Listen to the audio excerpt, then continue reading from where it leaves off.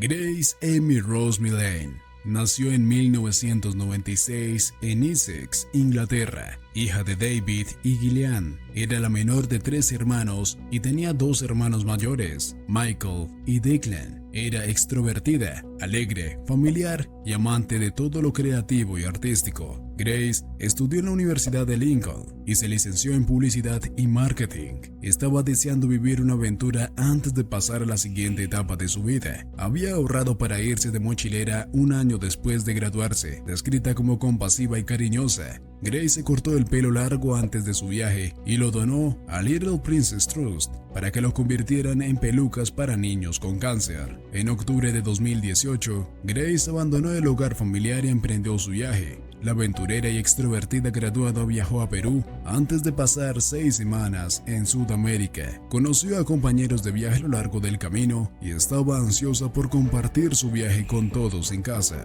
El 19 de noviembre, Grace, de 21 años, llegó sola a Nueva Zelanda y 11 días después estaba en Auckland. Se registró en un albergue llamado Base Backpierks en Queen Street y compartió habitación con otros viajeros. El sábado 1 de diciembre de 2018 por la tarde, Grace salió del albergue poco antes de las 18 horas y se dirigió al centro de la ciudad.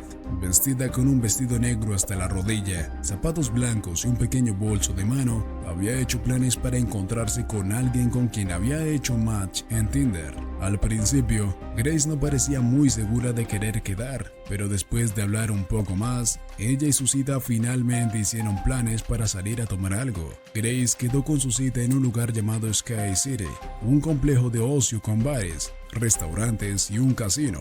Grace había enviado un mensaje de texto a su amiga Mina y le había dicho: "Me llevo muy bien con él, es gerente de una compañía petrolera y vive en un hotel". La velada parecía ir bien. Una hora más tarde, fueron a un local llamado Bluestone Run. En un momento dado, Grace se levantó de la mesa y el hombre misterioso, por alguna razón, cogió su bolso y empezó a registrarlo. Pero, poco después de las 9 de la noche, los dos salieron del bar cogidos de la mano y caminaron calle abajo. Al día siguiente, domingo 2 de diciembre, Grace cumplía 22 años. Su familia y amigos en casa le enviaban mensajes de texto y se ponían en contacto con ella a través de las redes sociales. Pero Grace no respondía a nadie y sus 2 teléfonos saltaban directamente al buzón de voz. Su hermano Declan dijo que les había estado bombardeando con detalles y fotos de su viaje hasta entonces, y no saber nada de ella el día de su cumpleaños fue inmediatamente alarmante. Grace era muy hogareña y esto era una señal de alarma. Sus padres se pusieron en contacto con la policía de Auckland y denunciaron su desaparición el 5 de diciembre. La policía se puso en contacto con el hotel donde Grace se alojaba y confirmó que no se había registrado la noche del 1 de diciembre. En un principio, la policía no sospechó que se tratara de un crimen. La mayoría de sus pertenencias seguían en el albergue. Quizá se había alojado con nuevos amigos y se había olvidado de ponerse en contacto con ellos. Afortunadamente, los detectives no tardaron mucho en averiguar dónde había estado Grace ese sábado por la noche, gracias a una gran cantidad de grabaciones de CCTV de toda la ciudad. Se identificó rápidamente al hombre misterioso con el que se había visto aquella noche, la misma noche en que Grace fue vista por última vez. Había cambiado su foto de perfil en Facebook. Debajo de la foto había un comentario que decía: "Preciosa, muy radiante". La persona que hizo el comentario era también la cita de Tinder que había sido vista bebiendo con Grace. Se trataba de Jess Kempson, que actualmente se aloja en el Hotel City Life de Auckland. Jess había escrito un post antes de los comentarios que llamó más la atención. Extractos del post afirmaban que lamentaba sus errores, su arrogancia y su egoísmo. Pero, ¿quién era Jess Kempson? Jess, de 26 años, nació en Wellington y se mudó varias veces de niño tras la separación de sus padres. Había sido criado en parte por sus 2 abuelos y estaba alejado de gran parte de su familia. Todos los que lo conocían lo describían como un mentiroso patológico. Decía de todo, desde que era primo de un famoso jugador de rugby de los All Blacks hasta que se había muerto de cáncer. Mentía a sus jefes, a sus caseros, a sus socios, a su familia y a sus amigos, una y otra vez. el falso mundo de Jesse le pasó factura y fue desahuciado de sus pisos y perdió su trabajo a causa de sus mentiras compulsivas. Uno de los antiguos caseros de Jesse dijo que se había hecho pasar por un jugador profesional de softball, fichado por el equipo nacional de softball de Nueva Zelanda, los Black Sox. Mintió y dijo que estaba esperando a cobrar, pero tras 8 semanas de excusas, el casero se puso en contacto con Black Sox Management y de nuevo quedaron al descubierto las mentiras de Jesse. Había estado diciendo a su casero del Hotel City Life que era un alto directivo de Woolworths. En realidad, pagaba el alquiler con sus prestaciones del Estado. El último trabajo de Jesse fue en ventas telefónicas. También fue despedido a causa de sus mentiras. Todo el mismo día que conoció a Grace Millane, el 1 de diciembre. Jesse fue la última persona conocida que fue vista con Grace esa noche y la policía sabía que él era el hombre que necesitaban para llenar los espacios en blanco. El mismo día que se denunció la desaparición de Grace, el 5 de diciembre, se pidió a Jesse que acudiera a la comisaría para responder a las preguntas rutinarias. Cuéntanos sobre Grace. Estaba hablando con Grace en Tinder, hicimos match el viernes y vi que hicimos match el día siguiente, el sábado. Luego nos encontramos en Sky City y luego decidimos que iríamos a la hamburguesería de Andy que está en el primer piso. ¿De quién fue la idea de ir a esa hamburguesería en particular? Mía, porque inicialmente no sabía si ella era real. ¿A qué te refieres? Bueno, hay muchas. ¿Has oído hablar de los catfish? No. Los catfish es cuando alguien utiliza tu perfil o usa tus fotos y finge ser tú en línea y es una persona completamente distinta. Si te encuentras en un lugar público, ¿te protege de conocer a alguien que no es tan guapo? Toda la seguridad que hay allí, así que si ella no era quien decía ser, al menos en mi mente me haría sentir seguro. Sí, esos somos nosotros ahí abajo. Así que ella se fue en esa dirección y yo fui a cruzar la calle. Dijo que esa noche no había pasado nada raro. La cita había terminado bien, con un abrazo, un beso en la mejilla y un plan para el día siguiente, antes de que la pareja se separara hacia las 10 de la noche. Dijo que intentó enviarle un mensaje en Tinder al día siguiente, pero se dio cuenta de que Grace no era compatible con él y fue entonces cuando sus encuentros con ella terminaron abruptamente. Los agentes aún no habían terminado de revisar las cámaras de seguridad del Hotel City Life y estaban a punto de obtener más respuestas a sus preguntas pendientes. Empezaba a perfilarse un panorama sombrío e inquietante y se estaban analizando casi 6 terabytes de datos de CCTV. Aunque Jesse dijo que se habían separado en la calle, ambos fueron vistos llegando al Hotel City Life, cogidos del brazo. Salieron juntos del ascensor en la planta de Jess, pero Grace no se le vio salir del edificio. La mañana siguiente al cumpleaños de Grace, las cámaras captaron a Jess saliendo del hotel. Le siguieron durante las horas siguientes, vigilando todos sus movimientos. Salió del hotel por la mañana y fue a comprar una maleta. Después fue a comprar artículos de limpieza y justo antes del mediodía cogió un taxi a una empresa de alquiler de coches y alquiló un Toyota Corolla rojo. Unas horas más tarde, Jesse quedó con otra mujer que había conocido en Tinder. Ella dijo más tarde que mantuvo con ella conversaciones inquietantes, en el que hablaba de enterrar cadáveres y de que sus amigos eran policías. Su cita dijo que se sintió tan incómoda que rechazó la oferta de Jesse de subir al coche y condujo sola hasta la casa sin volver a hablar con él. Después, Jesse fue de nuevo al centro de la ciudad, esta vez para alquilar una máquina limpiadora de alfombras, explicando al personal que tenía unas manchas de vino tinto que necesitaba limpiar. Más tarde, a las 9:30 de la noche, Jesse cargó 2 maletas en un carrito del hotel y las descargó en el Toyota que había alquilado antes. Alrededor de las 7 de la mañana del día siguiente, fue grabado de nuevo, esta vez comprando una pala y 2 horas más tarde se le vio lavando a presión el coche. A continuación, devolvió el coche a la empresa de alquiler y posteriormente fue alquilado por otra persona. El 5 de diciembre, día en que se denunció la desaparición de Grace, fue visto visitando varios lugares y tirando cosas a los contenedores de basura. La policía se presentó en el Hotel City Life para hablar con él, justo cuando llegaban a la recepción. Jesse entró en el hotel y, en cuanto vio a la policía, se dio vuelta rápidamente y empezó a alejarse con la cabeza apuntando en dirección contraria. La policía le vio, le persiguió y le detuvo para interrogarle. Aunque Jess negó que hubiera ocurrido nada, la policía empezó a registrar a fondo su habitación del hotel esa noche. Esta noche, un llamamiento público por la desaparición de la mochilera británica Grace Millane. Hace un rato la policía realizó una conferencia de prensa para apelar por algún avistamiento de la joven de 22 años, quien no ha sido vista desde el sábado a las 7:15 p.m. Soy David Millane, el padre de Grace. Gracias por venir hoy. Como saben, Grace ha estado desaparecida durante ya varios días. La última vez que tuvimos contacto con ella fue el sábado 1 de diciembre y como su familia hemos estado muy preocupados por su bienestar. Grace es una chica extrovertida, amante de la diversión y una hija orientada a la familia. Nunca había estado fuera de contacto durante tanto tiempo, por lo general está diariamente en contacto con su madre, conmigo mismo, sus 2 hermanos y miembros de la familia en redes sociales. Llegó aquí el 20 de noviembre y nos había estado bombardeando con muchas fotografías y mensajes de sus aventuras. Estamos muy molestos y es muy difícil describir en este momento la cantidad de emociones que estamos atravesando. La investigación avanzaba rápidamente y aunque la policía no quiso dar su nombre, reveló que había hablado con Jess y que era una persona de interés. A medida que pasaba el tiempo, la gente estaba cada vez más preocupada y la policía dijo que tenía serias dudas sobre Grace. El 8 de diciembre, a medida que salían a la luz más y más pruebas, Jess fue finalmente detenido y se le volvió a interrogar. Su historia había cambiado dramáticamente. Dijo que estaba dispuesto a hablar con nosotros sobre los eventos de ese día, ¿es correcto? Sí.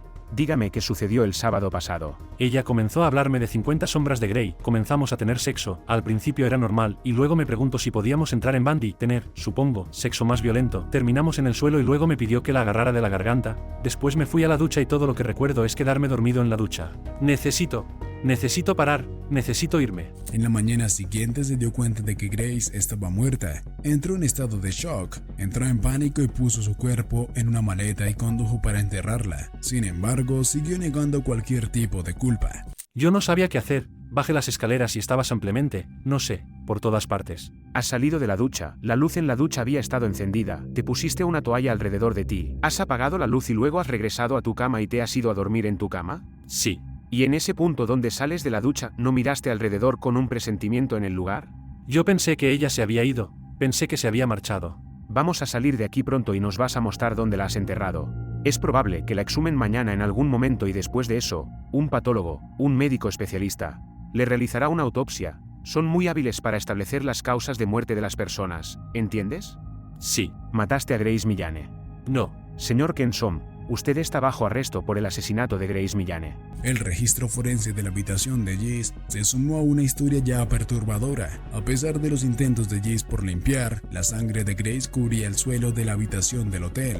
Basándose en lo que Jess les había contado, la policía no tardó en empezar a registrar una zona de Scenic Drive, cerca del embalse de Whitaker. Poco después de las 4 de la tarde de ese día, los agentes encontraron un cadáver a unos 10 metros de la carretera. Ahora puedo notificar un poco. Encontramos un cuerpo que creemos que es de Grace. El proceso de identificación formal se llevará a cabo ahora, pero según la evidencia que hemos reunido en los últimos días, esperamos que se trate de Grace. El enfoque ahora es reconstruir juntos exactamente lo que ocurrió a la joven que vino a Nueva Zelanda por su propia cuenta. Esto pone obviamente fin a la búsqueda de Grace. Es un momento difícil para la familia Millane y nuestros corazones están con ellos. Cualquier padre, en esta situación lucharía. Sí, lo siento mucho. Mi hija tiene 20, así que sí, estamos dándole mucho apoyo. Es difícil porque está aquí con un hermano de Inglaterra y el resto de la familia está en casa. G. Scott Beard dirigió la investigación y colaboró estrechamente con la familia Millane. Él y su equipo esperaban encontrar a Grace sana y salva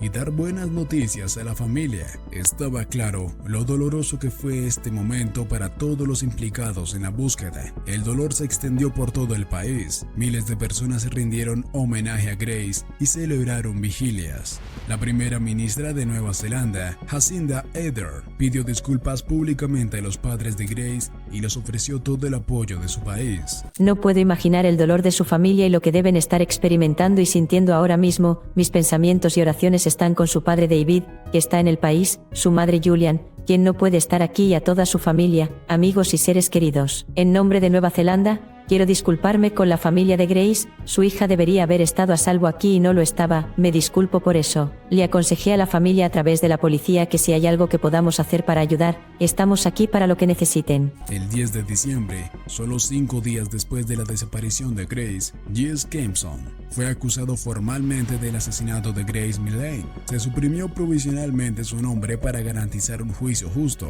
por lo que gran parte de las imágenes de su interrogatorio estuvieron borrosas durante mucho tiempo. Tras la autopsia, un patólogo confirmó que Grace había sido estrangulada y tenía hematomas en los brazos y el pecho, como si lo hubieran sujetado. Habría sido necesaria una fuerza considerable, y la presión sobre el cuello tendría que haber durado entre 4 y 5 minutos para ser suficiente para matarla. Alrededor de la 1:30 de la madrugada del domingo, mientras Grace yacía muerta en su habitación, Jesse realizó una serie de búsquedas en internet.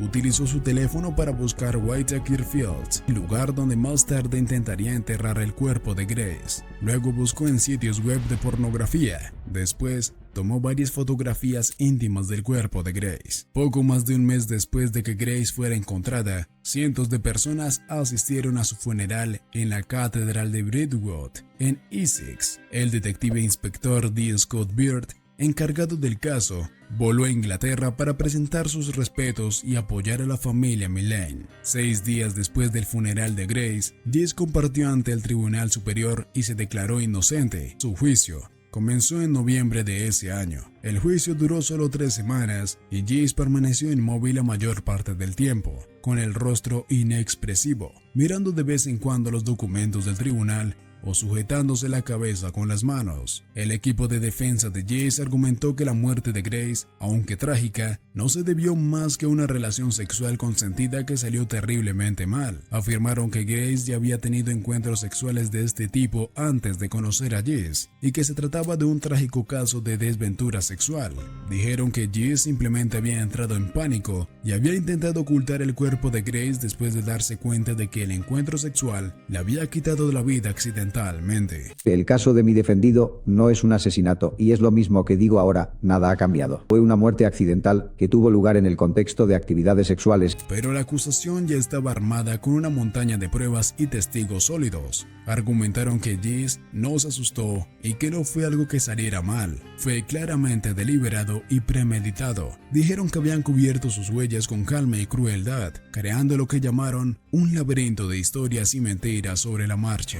En este caso, para haber matado a Grace Millane, el acusado, el caballero aquí en la parte de atrás, detrás de mí, tenía que haberla tenido bajo su control, asfixiándola, estrangulándola, que es probablemente el término correcto, por un total de 5 a 10 minutos, en algún momento de los cuales ella perdió el conocimiento y se habría quedado bajo sus manos completamente inconsciente, flácida y sin vida, y él tuvo que continuar. Si eso no es un asesinato imprudente en este país, alguien tendría que explicarme qué es. A pesar de sus protestas de inocencia, el 22 de diciembre de 2019, después de solo 5 horas de deliberación, Jesse Kempson fue declarado culpable de asesinato de Grace Millane. Jesse fue condenado a cadena perpetua con una pena mínima de 17 años sin libertad condicional. Usted es un hombre grande y poderoso. Ella era pequeña. En esas circunstancias, la señorita Millane era particularmente vulnerable. Usted estaba en una posición de dominio físico total. A diario me atormenta lo que le hizo a mi Grace, el terror y el dolor que debe haber experimentado en tus manos. Como madre, hubiese hecho cualquier cosa para cambiar de lugar con ella, lo haría llena de culpa sabiendo que no podía ayudarla, pero debería haber estado allí. Ella murió aterrorizada y sola en una habitación contigo.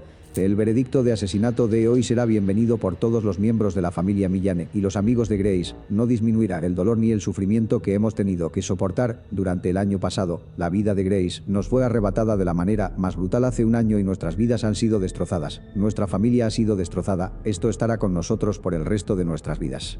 Nos gustaría agradecer a varias personas. La fuerza policial de Auckland ha sido muy profesional, diligente y minuciosa a lo largo de esta investigación. Por último, pero no menos importante, me encantaría agradecer a la gente de Nueva Zelanda que han abierto sus corazones a Grace y su familia. No puedo expresar nuestra gratitud lo suficiente por todas las muestras y regalos de bondad que hemos recibido durante el último año. Siempre he pensado que si no hubiese sido Grace, iba a ser alguien más. No soy psicólogo, No puedo hablar sobre el perfil psicológico, pero lo que puedo decir es que es un mentiroso y varias veces probamos que mintió a la policía y a los demás. El caso provocó que muchas personas expresaran su enfado por cómo se retrató la vida de Grace durante el juicio y cómo su asesino explicó su muerte. Y muchos consideraron vergonzoso y grotesco culpar a la víctima en lugar del asesino. La familia de Jess lo tachó de fantasioso patético. Su hermanastro dijo que mentía todo el tiempo sobre tonterías y que seguía mintiendo, hasta el punto en que no tiene escapatoria, y entonces rompe a llorar y huye.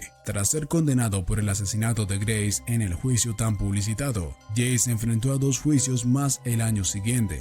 Fueron juicios sin jurado. 2 mujeres acudieron a la policía cuando vieron las imágenes borrosas de Jess tras ser detenido por el asesinato de Grace. Supieron inmediatamente que era él y ambas tenían terribles historias que contar a los agentes sobre Jess. En el primero de estos 2 juicios, en octubre de 2020, una expareja habló de los abusos físicos, sexuales, emocionales y económicos que había sufrido con él.